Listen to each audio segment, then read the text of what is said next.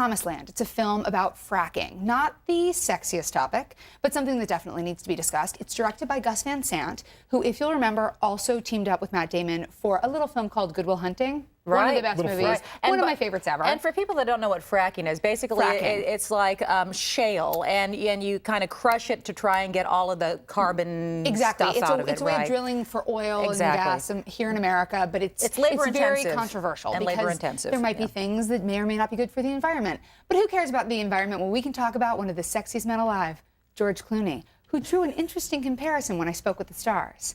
Take a look. You like your job, Steve? You love what you do? Yeah.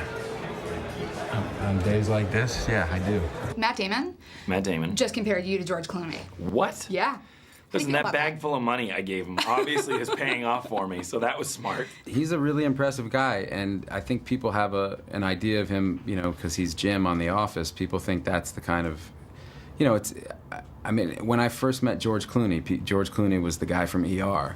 And but if you talk to him, and you know, you knew that that's not how people were going to perceive him 15 years down the line, and that's how I feel about John. I think, you know, I mean, John can write, he can direct, he can act, he can produce. You know, people are going to have a very different idea about him, I think, 15 years down the line. So he's the next George Clooney. He is the next George Clooney. The fact that someone that I look up to so much would think that I have the potential to be something more or to try out new things, I'll tell you what, it gives you a huge boost of confidence to actually give it a shot. Yeah? Well, what would be the next thing? You already wrote the script. I know, yeah. Well, that's the thing is I got really spoiled because now whatever I write, I'll be like, well, I'm just going to get Matt and Gus, right? Like, how hard is this? You know what I mean? Thanks, Jess. Hey, get my friend a beer as well. One of those fancy imported ones. Sure. You know. What's a double date with Matt Damon like? I gotta say, more often than not, it ends in karaoke. What's your song? What's your song? My song is Enrique Iglesias' Hero. I can be your hero, baby. And everybody out there just went, what?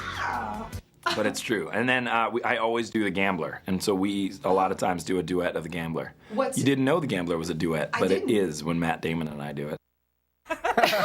Now, as much as I love the idea of Matt Damon and John Krasinski doing karaoke, let's actually talk about this movie. Okay.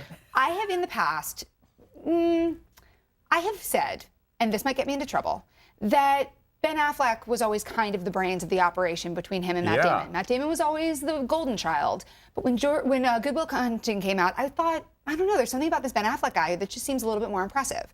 Matt Damon has made 3 movies with Gus Van Sant. He made Promised Land, he made Jerry, which is a film with Casey Affleck, and he made Good Will Hunting.